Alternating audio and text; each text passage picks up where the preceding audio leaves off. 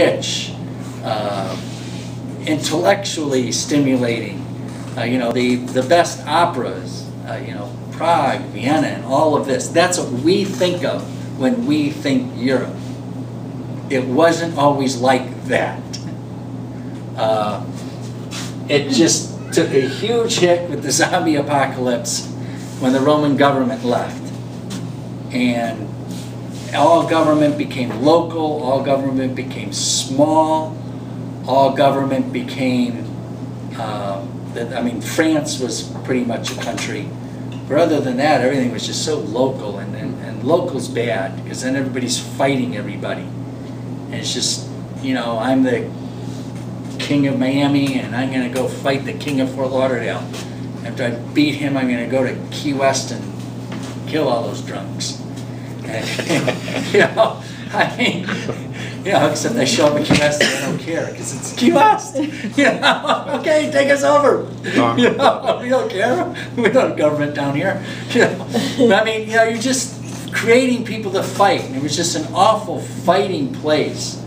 And it's demonstrated by this horrible plague that came, you know, 650 to 750 AD. Half the population died. And you can see everybody's dying. I mean, let's live the life of the people and see what's happening theologically. Yeah, Jesus is mad. Somebody's got to be mad at us. You know, half of us died. You know, half of the people I know, half of the people in my family. And most likely, all my family died because we got it, you know, and the other village got it less than us or something or other. So, I mean, Europe isn't a happy place. So they're not thinking happy thoughts about God. And instead of the church coming in and saying there is no death, which is what it should be saying just because that's what it says, should always say, but wouldn't it be a wonderful thing to say then? It's no, when you die, death is real, and God, you know, Jesus is mad at you. So that is... And that's where all the praying to saints and all that... Oh, praying to anybody who can help you. This idea... Because there's no theology behind that at all. No, it just created... Christianity, and it's there in the Old Testament. Job. Bad things happen because bad things happen. I mean, Jesus just said it. Do you think the Tower of Siloam fell on those people because they were worse sinners than anyone else in Israel? And all the people said, yeah, that's what we think. And Jesus said, that's not it. Yeah. God doesn't sit up in heaven with toggle switches. You know, Dan Coy 3 sins today, he stubs his toe. You know, yesterday was 4 sins, I'm going to break his arm tomorrow. You know, I mean, that's just how we look at things, but that's just not how God is explained to us in Jesus or the New Testament. And they also couldn't read the scriptures because they didn't have the Bible. Only the priests could read the Latin. Correct, but not even many of the priests, only the scholars read. So really the people didn't have, you know, they were kind of subject to whatever they were told. Correct, subject to what they were told, and then subject to this human idea that we have that God punishes. You know, if we're good, God won't punish us. If we're bad, God punishes us. And that's just part of the human animal. We have that. We try and explain Does why. that go back to the Old Testament, an eye for an eye? Does that go back to the Old Testament of the eye for an eye? No, the eye for an eye is if you harm somebody, They can you pay for They the can harm. harm you back, right? Yeah, it's not that God's doing that. You just don't see that kind of thought in the Bible.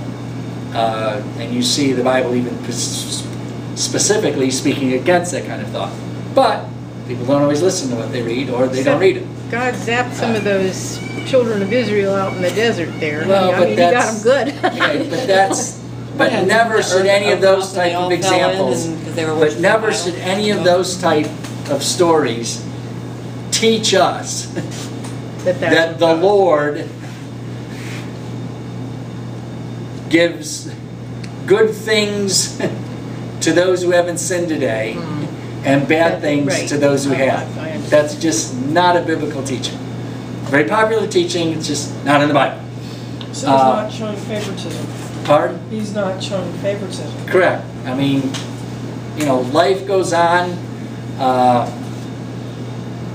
Plagues come. I mean, a plague where 50% of the population, we can't even picture that. The horror that would have on people.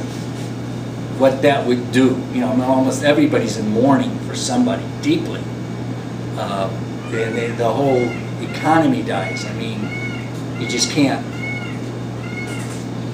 have, you know, you show up at work tomorrow and only half the people are there, it's just not going to work.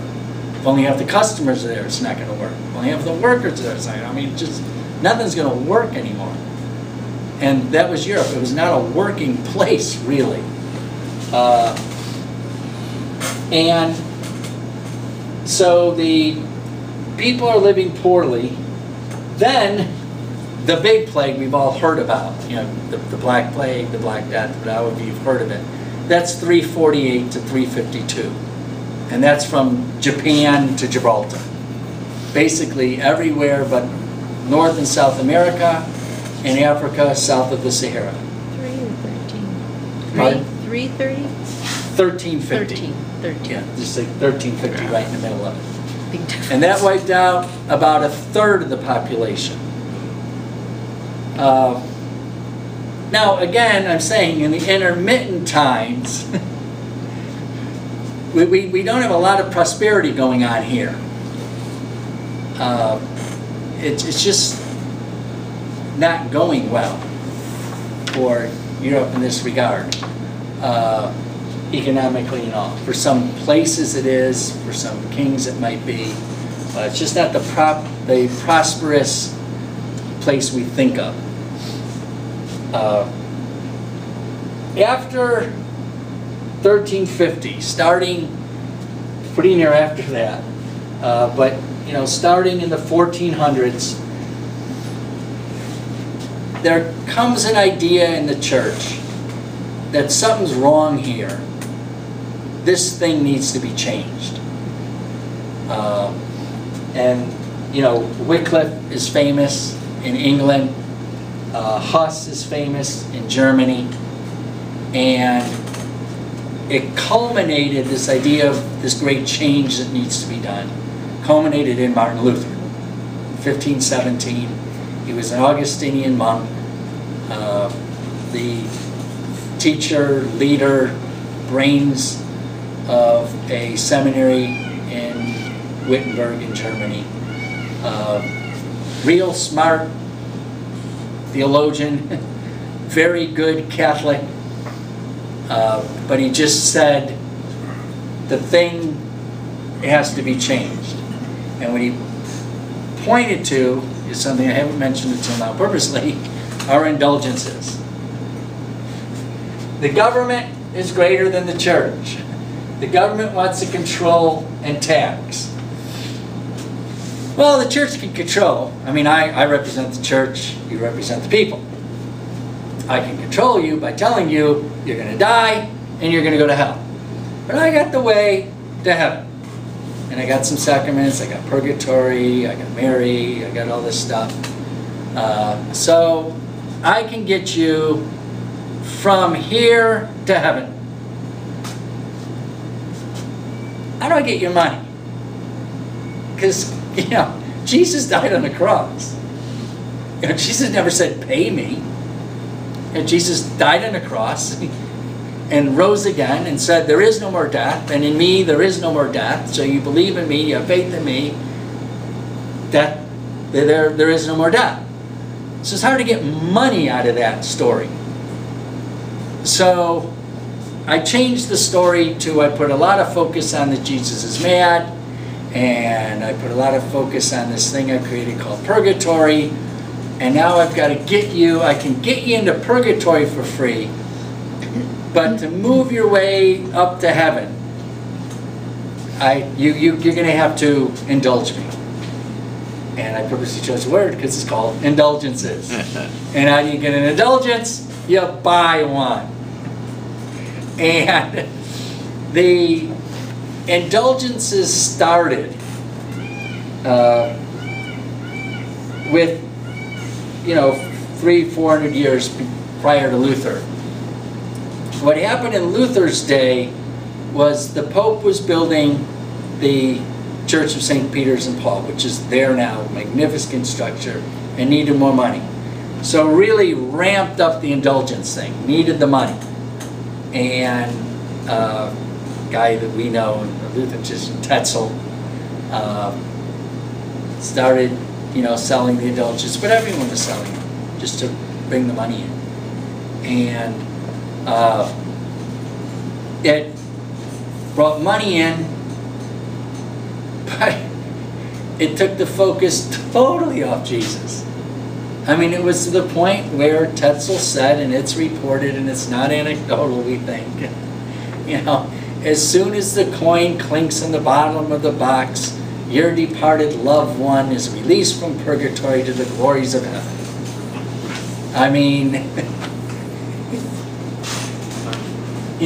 governments think taxes are a good idea. If you could, this is better than taxes. If I could convince you, you buy your way into heaven, and you do it through me. I mean, that's just best moneymaker ever thought of there. And it brought in money. Problem is, it was like really bad theology, and people were pointing it out. Nobody as forcefully as Luther. Luther just, everybody has their friends. Thomas had Dante. Luther had the press. And the printing press was literally invented to coincide with him. So what he wrote at the same time, not to coincide with invented form, but so when he wrote his arguments against indulgences, his arguments against the church, they were shared with people everywhere. But within a month, they were everywhere. They were in the Eastern Church. Muslims were reading this. These crazy Christians fighting with themselves. It was just everywhere. Within a month, take this thing anywhere you want it. Best as a boat could say. And that was the great reform of the church. It's called the Reformation. There's been a gazillion revolutions, government. There's always new people who want to take over government so they can control people and tax. It's called a revolution, It happens all the time. There's a lot of changes in the world. There's only been one Reformation. And Martin Luther reformed the church. Now next week we'll talk about how he did it for the Lutherans, for the whole 90-minute, the Protestants. I want to close here to continue on with this idea of the Western Church. So we're thinking like Roman Catholics now. This Luther starts all his yammering and all his nonsense and stuff. He reformed the Catholic Church. In 1570, there's a church council, it's called the Counter-Reformation, where the Roman Catholics greatly changed the way they were doing things, because they were doing things wrong. First of all, indulgence is gone. Did we really mean to do that? No, we never really did that. Gone. Celibacy is now going to be enforced. Our bishops and our priests, and of course the Pope, are going to be celibate. Up to this time, not so much is all I can say. Just a fact, not so much. People like to argue, Protestants, if they want to be very anti-Catholic. But you had father-son for bishops, I'd say popes. It was just a political enterprise, like a game there. In all, in Rome and all the places. And when you're holding an office, and you can give that office to your son, you're going to think about that office differently than if you have no children. And when you leave the office, it goes to whoever other people say it goes to. You're just going to behave totally differently in that office. We just lived through it recently. The Pope retired. The He has no authority, no power, anything. He's a priest. So the people say, okay, you can go live here. I mean, he doesn't own anything. You can go live here, okay. And without regard to him, I mean, he didn't get the vote. They choose the next pope. Now, he's going to behave totally differently as the pope than if it was a family business, a franchise opportunity. And prior to the Counter-Reformation, prior to Martin Luther, that's what was happening in the Roman Catholic Church. It just wasn't going well. I mean, it just wasn't. And they really, we would say, Protestant view, but I don't know of any other way to phrase it. Straighten up, clean up their act. Made it much more kind, much more focused on helping people instead of being involved, in the family business type thing. Got less involved with declaring who was king and who wasn't king than they were. I mean, we see before 1570, and what we know in our view of history is Henry. No, you can't get divorced. Now you can't get divorced. Well, why could you and why couldn't you? Well, because if he divorces this one person, the brother of this person he wants to divorce has an army and he'll come over here and depose me. So theological decisions were made on the basis of who's got the biggest army. After the Counter-Reformation, the Roman Catholic Church basically left this idea of running an earthly state. And it isn't there today. I mean, the Roman Catholic Church has the Vatican. It's like a square mile. We heard all this. I heard it on the news and stuff. It's just stuff we're tiny. Yeah, Italy gave them. It's not very big. Yeah, it's not very big. And that's what they have. And it's, because Italy gave it to them. And they got guards, but I think they're Swiss or something. But there's no army to march out. I mean, they're just not like they were anymore. And it changed. The way they were in 1500 is not how they were in 1600. And a lot of the abuses changed. The other thing that changed was celibacy for the clergy got enforced. And then, to use a popular phrase of the day, they doubled down on Mary. This is the bodily assumption comes in and stuff. I mean, if the Protestants are, because some of the Protestants were against Mary. I mean, the Lutherans never were. Luther never was. I mean, Luther was an Augustinian monk. He was Catholic in his DNA. But a lot of the Protestants were against Mary. A lot of the Protestants were against, music in the church, stained glass windows, and stuff like that. It's against statues. So the Roman Catholic Church just, no, we're, you thought we were hot on Mary before. Yeah, we thought about it. We thought about it clearly, and she's better than we thought, So they had that idea of Mary, and that's still here today. I mean, that's just who they are. So, any questions? I got more to say. Want to ask any questions? Yes, Jack? Why do we are more inclined through ecumenism or something to accept Mariology and the things go along with that? If it's all, mostly all extra-biblical, if we look at our Bible as the source document for theology, for our knowledge of God, why are we just being more accommodating today? I would never tell my Roman Catholic classmates that for me, ever virgin bodily assumption is dogma, fact. But I could use your word accommodating. We are more accommodating. People just are more accommodating. I mean, Western folk since World War II, we've become more accommodating. But it's even accelerated as time goes on. Doesn't it push the point that, well, our basis for knowing anything theological is biblically based, or it isn't. Well, correct. So the only thing I could agree that I could say I know 100% is, as a Protestant, biblically based, is a virgin. Jesus was born of a virgin. I brought up the other because it's dogma, meaning it's church teaching, it's fact to the Roman Catholics. And because, people ask me, Pastor, what do you say when, or what do you say about ever virgin, bodily assumption? And I always say, well, if you want to be kind, accommodating, you can say there's some logic to it.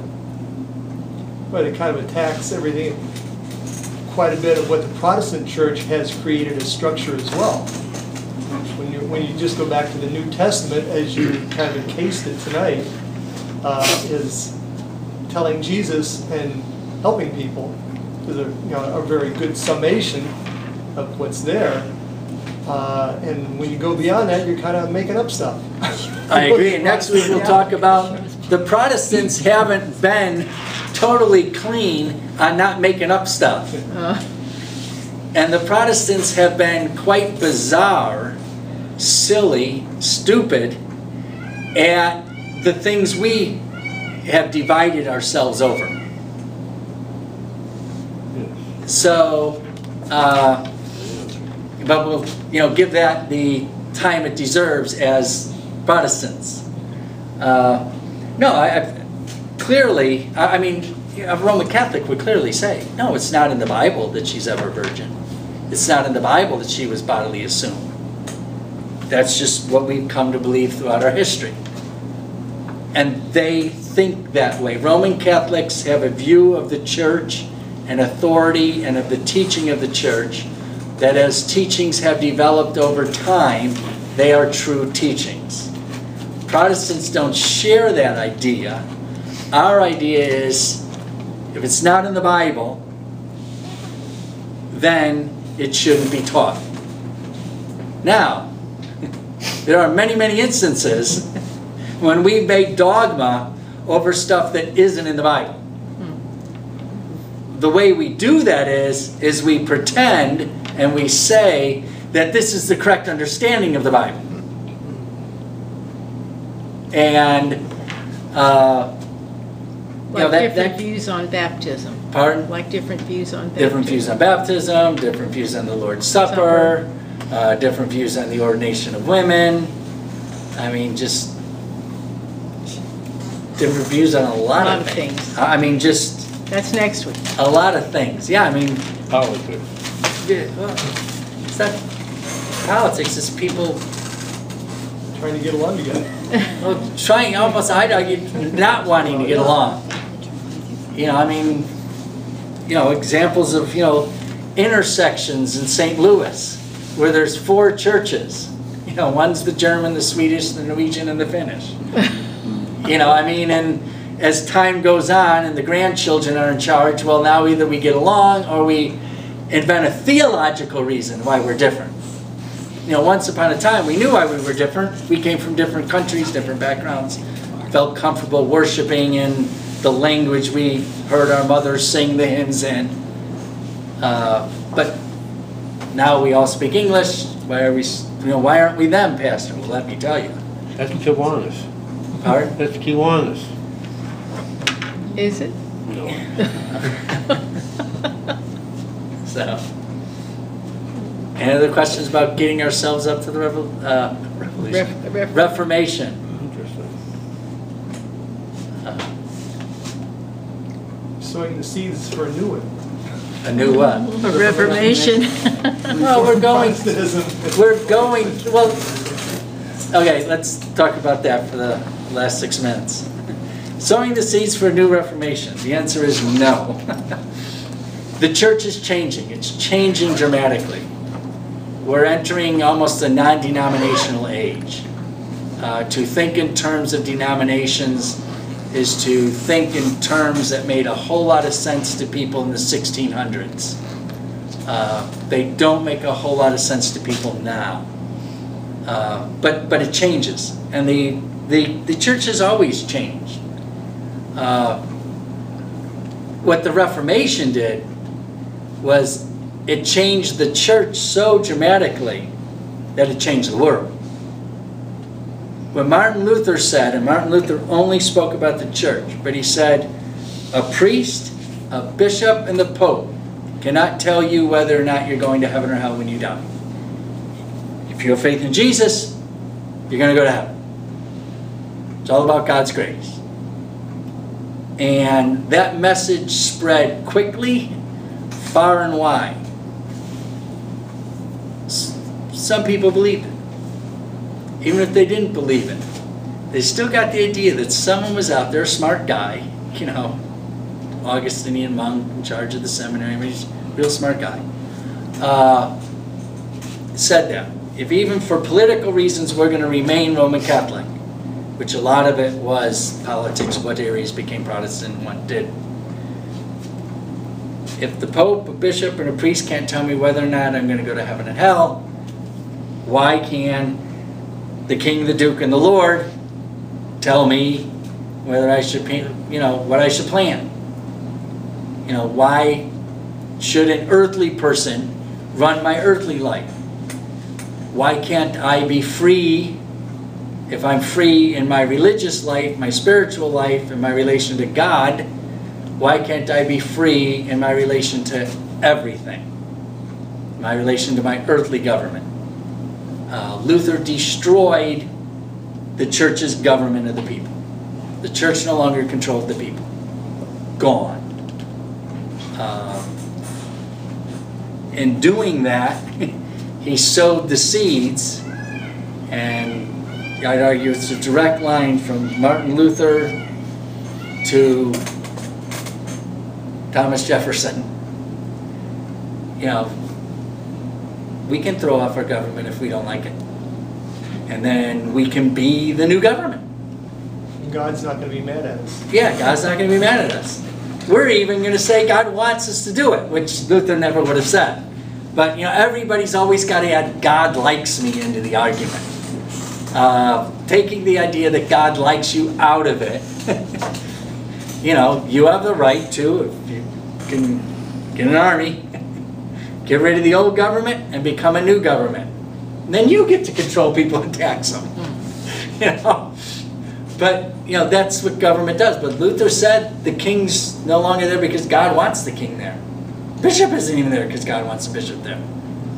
I mean, just there. I mean, if someone's a good preacher, they're your preacher.